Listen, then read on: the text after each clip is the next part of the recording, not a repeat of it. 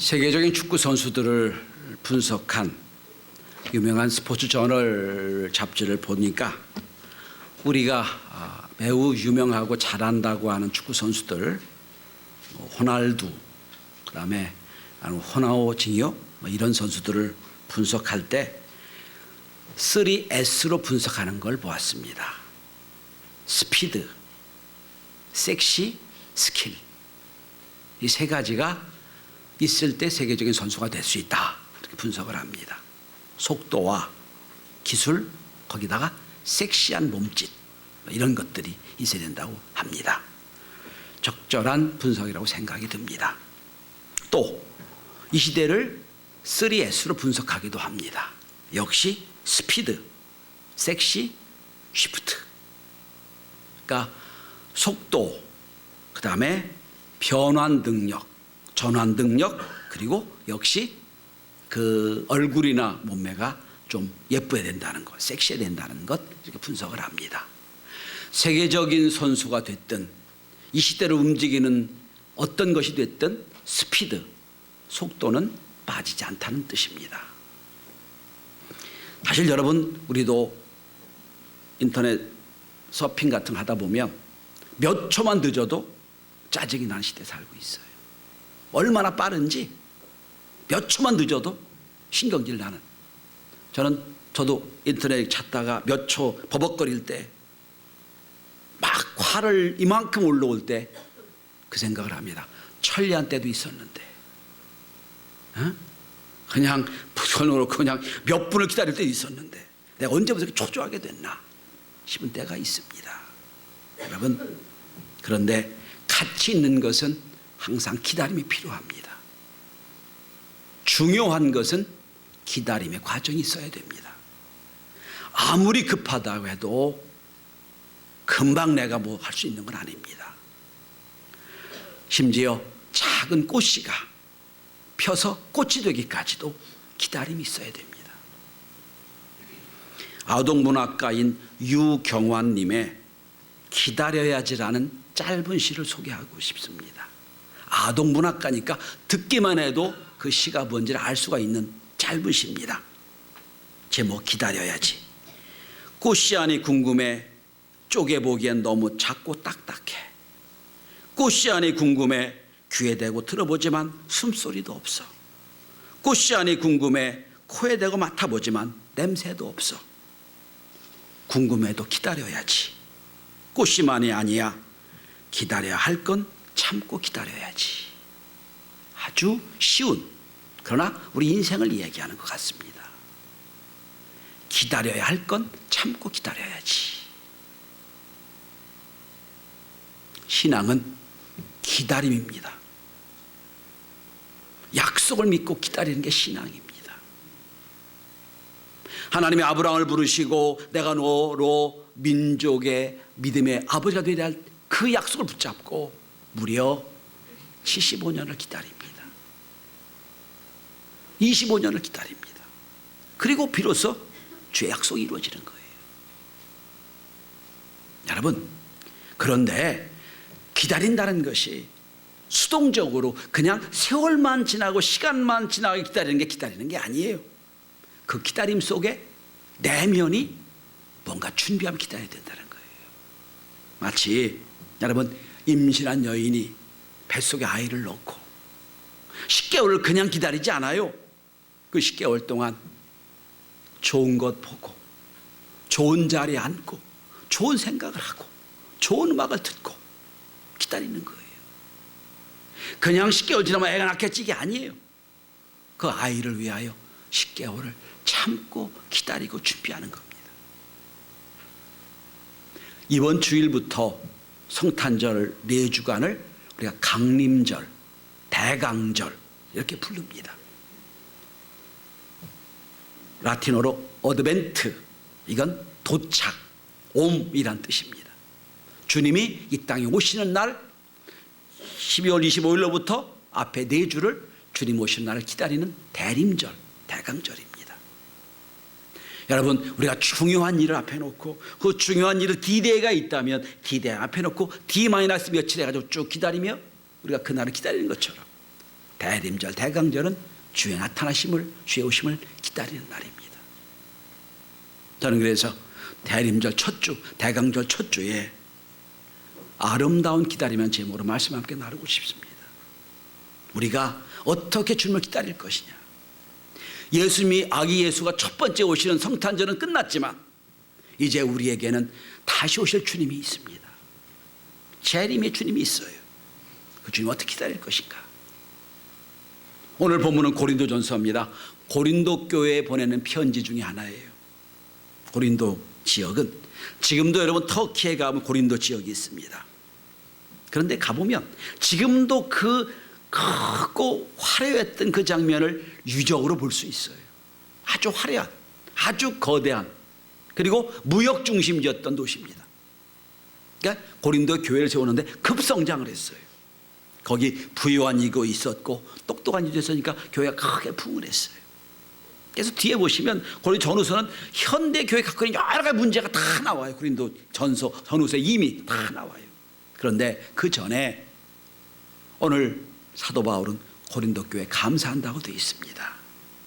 여러분 4절 마지막에 보시면 너희를 위하여 하나님께 감사하노니라고 되어 있죠. 뭘 감사합니까? 교회가 큰 거 감사한 거 아니에요. 무슨 능력 있는 거 감사하는 거 아니에요. 딱 한 가지입니다. 오늘 말씀의 제목이 7절입니다.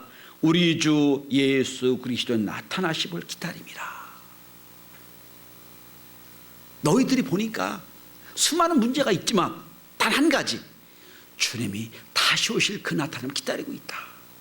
그걸 내가 감사한다고 표현하고 있어요. 그렇다면 오늘 우리들이 성탄을 사주 앞에 놓고 어떻게 아기 예수를 기다려야 되겠습니까? 아니,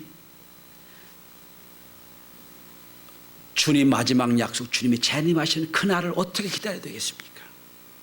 저는 오늘 말씀을 가지고 우리의 주님을 기다리는 세 가지 자세를 함께 나누며 은혜를 나누고자 합니다. 아무쪼록 이 4주 동안 아기 예수를 영접할 만한, 그리고 주님이 다시 오신 그날을 준비하는 믿음의 기간이 될 수 있기를 바랍니다. 첫째는 증거의 삶을 살며 기다려야 됩니다. 오늘 본문을 보시기 바랍니다. 여러분 6절에 보시면 그리스도의 증거가 너희 중에 견고하게 되어 라고 되어 있습니다. 그리스도의 증거. 여러분 노아를 한번 생각해 보시기 바랍니다. 믿음의 사람 노아, 믿음의 조상 노아. 하나님이 그를 부르십니다. 그리고 약속하십니다. 이 땅이 너무 죄가 많아서 내가 홍수로 이 땅을 다스리겠다. 약속을 하셨어요. 그리고 하나님이 노아에게 명령을 하십니다. 너는 아라랏산 산 꼭대기에 방주를 지어라. 약속을 받았어요. 그리고 그는 그때부터 무려 120년 동안을 산 꼭대기에 배를 지어요. 배를 건조합니다. 여러분, 여러분이 옆집에 노아가 산다고 생각해 보시면 노아를 어떻게 봤겠습니까? 여러분, 배는 바다나 강이나 적어도 호수에 건설해야 돼요. 건조해야 돼요. 왜? 배가 떠야 물이 있어야 되니까. 근데 오늘 노아는 여러분 산 꼭대기에 방주를 건조합니다. 배를 지어요. 미쳤다고 할 겁니다.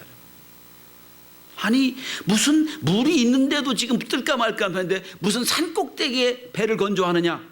근데 여러분 120년 동안 노아는 믿음의 증거를 한 겁니다. 너희들은 모르지만 하나님 약속이 있다. 엄청난 홍수가 쏟아져가지고 이 산 꼭대기까지 물이 차고 이 배가 뜰 때가 올 거다. 그러니까 120년 기다린 거예요. 노아는 그의 인생 전체를 통하여 배를 건조하면서 믿음을 증거한 거예요. 여기까지 하는 약속이 있다. 그러니 너희들은 이 배가 뜨기 전에 심판받기 전에 다 구원받으라. 얼마나 외쳤겠습니까? 여러분, 오늘 우리 시대에 우리 한국은 총칼을 들여대고 너 순교하라고 요구하진 않아요. 그런데 오히려 더 어려운 게 뭡니까? 우리의 삶을 통하여 믿음을 증거하는 게 어려운 겁니다. 이게 어려운 거예요. 오늘 고린도 교회에게 말합니다. 너희들이 부요하고 너희들이 다 가지고 있는 것처럼 보이지만 너희들이 앞으로 할 건 뭐냐? 믿음의 증거가 견고하게 되길 바란다는 거예요. 네, 여러분, 5절 한번 보시기 바랍니다. 그런데 이 믿음의 견고가, 이 믿음의 증거가 우리 힘으로 되는 게 아니라는 걸 5절은 얘기하고 있습니다. 5절 보십시다.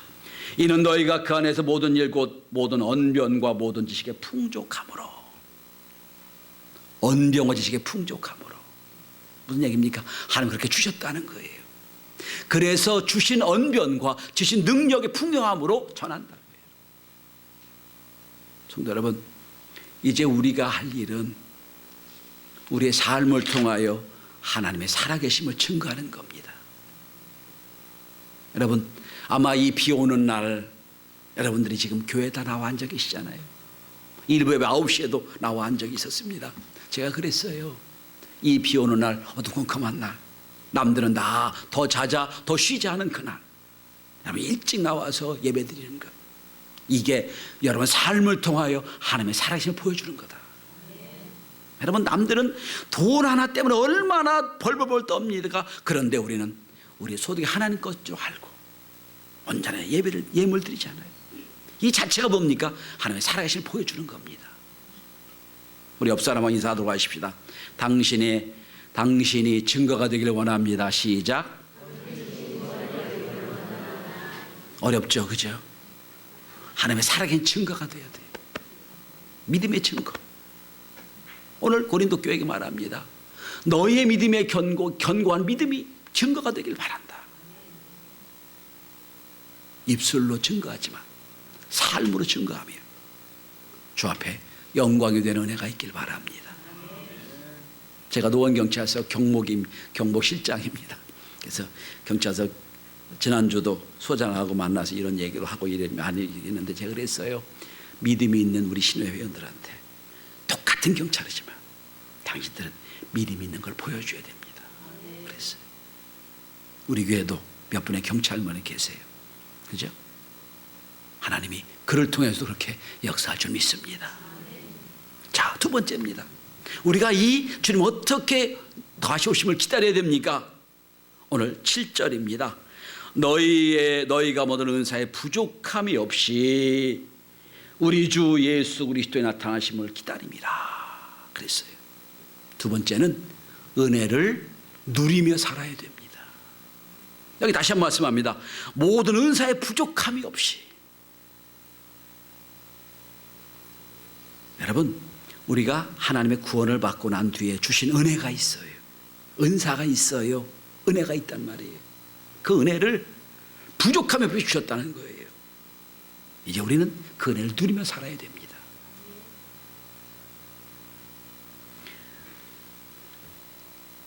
고린도 교회에 은사가 많아요. 그래서 고린도 전후서를 보면 성령 은사가 참 많이 나오지요. 각양각색 은사가 참 많이 나와요. 고린도 교회는 사도 바울이 권면한 겁니다.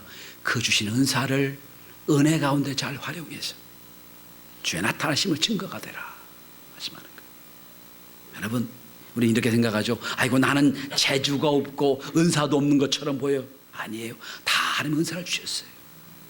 그 은사를 우리가 어떻게 됩니까? 개발해서 하나님의 살아계심 보여줘야 돼요. 어떤 이는 찬양을 잘하고, 어떤 이는 권면을 잘하고, 어떤 이는 섬김을 잘해요. 다 은사가 있어요.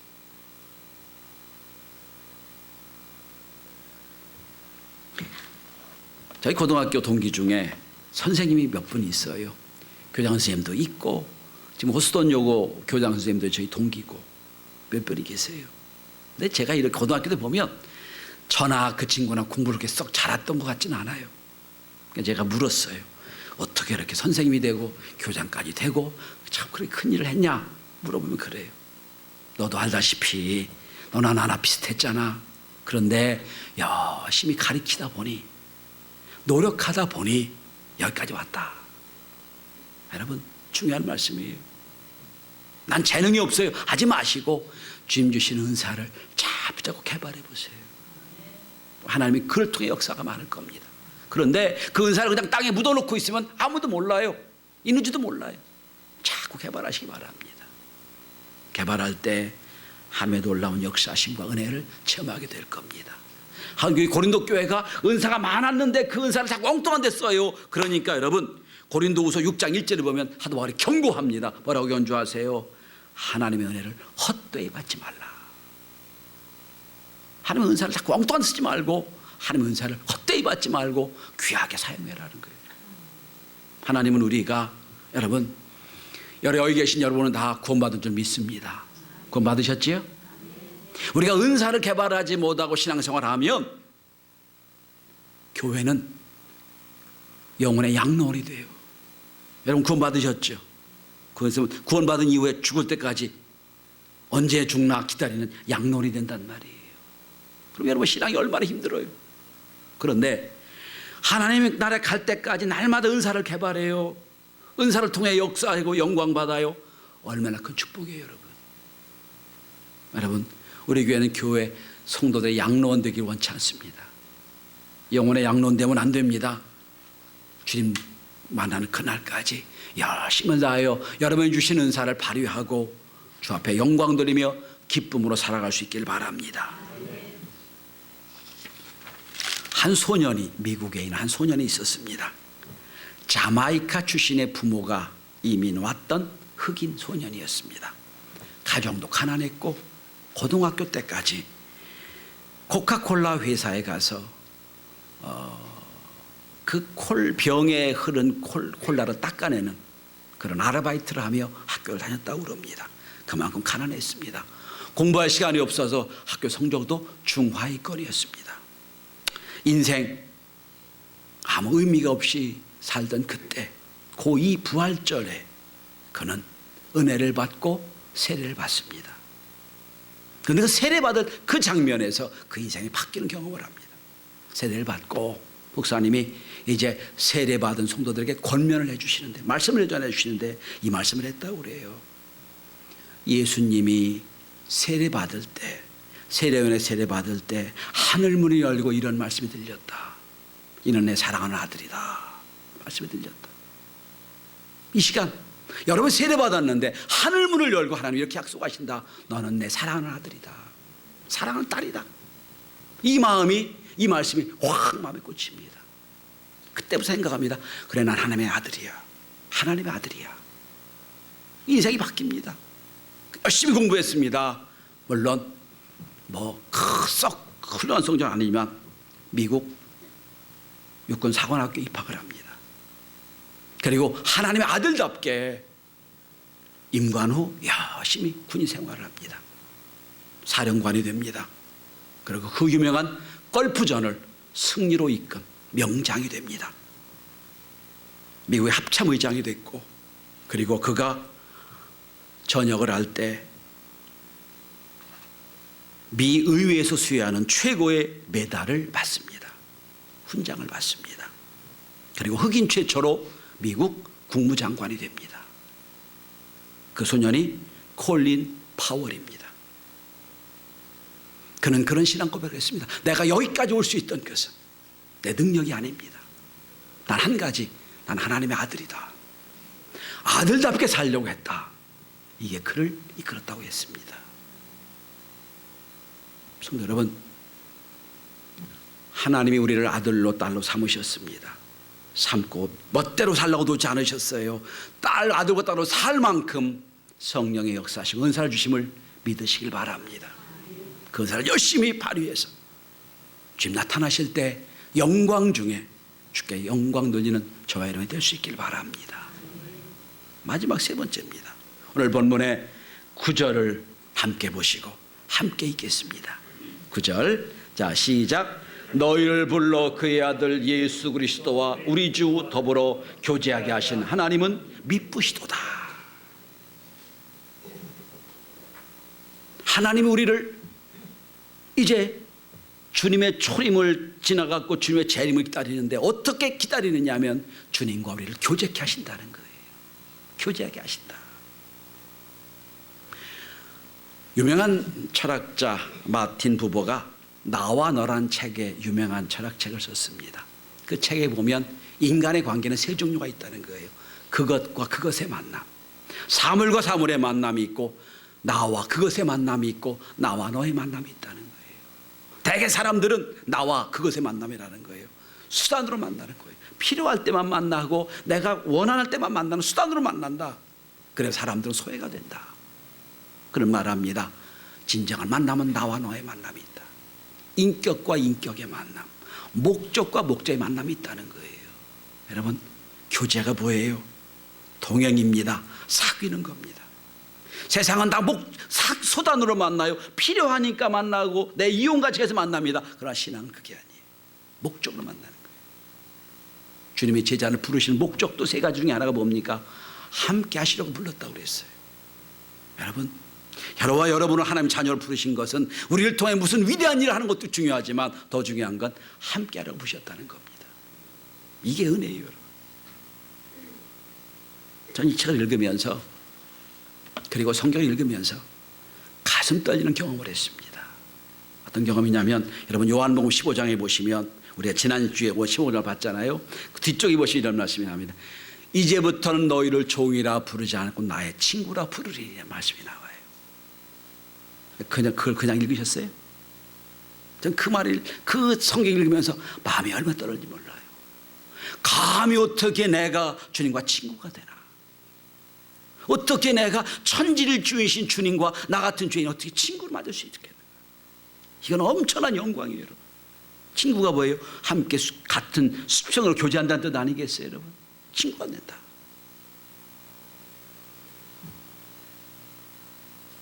성도 여러분, 하나님은 우리를 주님이 나타나실 때까지 너는 종이고 나는 하나님이야, 이게 아니고 이제부터는 내 사랑하는 자녀니까, 내 아들이고 딸이 됐으니까 친구처럼 너와 나와 교제하고 싶다 말씀하세요.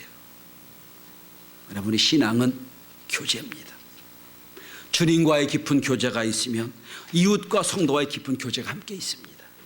그러면서 이 땅을 아름다운 교제 가운데 살다가 좌백하는 거예요. 우리 성도들이 속해서 그런 교제가 있어지길 바랍니다. 선교에서 그런 교제가 있어지길 바랍니다. 마음을 열고 가슴을 내놓고 나와 너 만남을 통하여 영광 돌리는 은혜로운 교회가 되기를 원합니다. 김춘수의 시를 잘 아시죠? 꽃이란 시. 전 그 시가 나와 너의 교제의 관계를 참 아름답게 표현했다고 생각을 합니다. 입으로 줄줄 외우시겠지만 다시 한번 제가 소개해드립니다. 내가 그 이름을 불러주기 전에는 그는 다만 하나의 몸짓에 불과했다. 내가 그 이름을 불러주었을 때 그는 나에게로 와서 꽃이 되었다.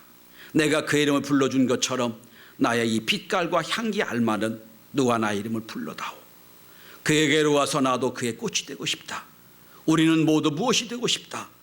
너는 나에게, 나는 너에게 잊혀지지 않는 하나의 눈짓이 되고 싶다. 이게 아름다운 교제 아니겠어요? 너는 나에게, 나는 너에게 잊혀지지 않는 하나의 몸짓이 되고 싶다.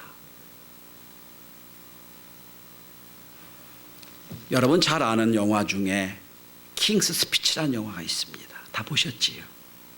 안 보신 분들은 넷플릭스에 가도 있고요. 다 볼 수 있는 방법이 있습니다. 한번 보시길 바랍니다. 참 좋은 영화입니다. 한 인간이 한 인간을 만나 치유되고 회복되고 위대한 일을 하는 멋진 영화입니다. 2차 대전 직전에 영국 황실에 왕이 된 조지 6세가 있었습니다. 그런데 그는 말더듬이, 극심한 말더듬이어서 왕이라 밖에 나가서 연설할 게 많은데 연설 한마디도 못해요. 영화의 시작은 이렇게 시작됩니다. 대영 제국 박람회 개막식에 왕이 연설해야 되는데 한마디 연설을 못하고 창피를 당합니다. 이 왕의 본명이 알버트입니다. 그는 어린 시절 유모의 학대와 아버지가 왼손잡이라고 막 꾸중하는 것 때문에 말이 그만 더듬이가 됩니다. 그리고 이 평생에 말을 잘 못해요. 여러 의사를 만나서 다 실패합니다. 왕후인 엘리자베스가 여러 가지 노력을 해서 좋은 의사를 만나고자 하지만 만나지 못했어요. 어느 날 호주에서 온 실패한 연극 배우인 독특한 치료법을 갖고 있는 치료사 라이오넬을 만납니다. 그는 상대가 왕인 걸 알면서도 이렇게 제안을 합니다. 이제부터 당신은 왕과 신하가 아니라 친구로, 나에게는 울기도 하고 웃기도 하고 화내기도 하고 나도 당신에게 화를 내고 나도 당신에게 뭐 요구하겠어. 동등한 관계로 이제부터 치료하겠습니다. 그리고 치료를 시작합니다. 여러 가지 많은 문제 오유곡절 있었습니다만 막 그 신하인 이 그 라이오넬이 막 왕한테 막 대드는 것도 있고요, 화내는 것도 있고요. 한 번도 경험하지 못한. 그러니까 왕도 마음을 열고 라이오넬에게 자기 모든 걸 다 얘기합니다. 욕하고 싶으면 욕하고 울고 싶으면 울고 마음이 열립니다. 그러면서 자기 응어려진 부모에게 받았던 여러 가지 문제들, 상처들 다 치료가 됩니다. 그리고 함께 친구가 되어 울고 웃고 뒹굴고 내면에 다 청소가 됩니다. 마침내 히틀러가 제2대전을 이끌고 나서 영국에 그 TV 없던 시대니까 모든 영국 대영 제국의 국민을 향하여 연설할 때가 됐습니다. 처음에 면마가 더듬습니다. 옆에 있는 라이넬이 얘기합니다. 친구에게 얘기하다 하십시오. 그 말에 힘을 얻어 참 연설을 잘합니다. 그래서 영화가 끝납니다. 이게 왕의 스피치예요. 킹 스피치.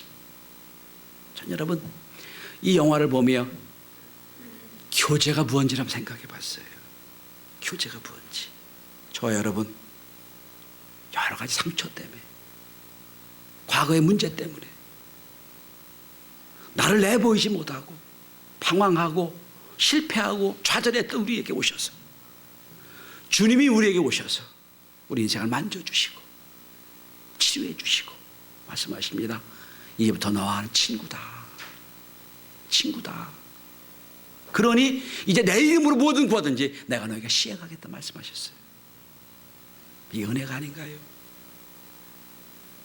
제 인생에도 오셔서 저를 만져주시고 부족하지만 여기까지 인도해 주신 하나님, 그 하나님의 은혜가 저 여러분에게 있길 바랍니다.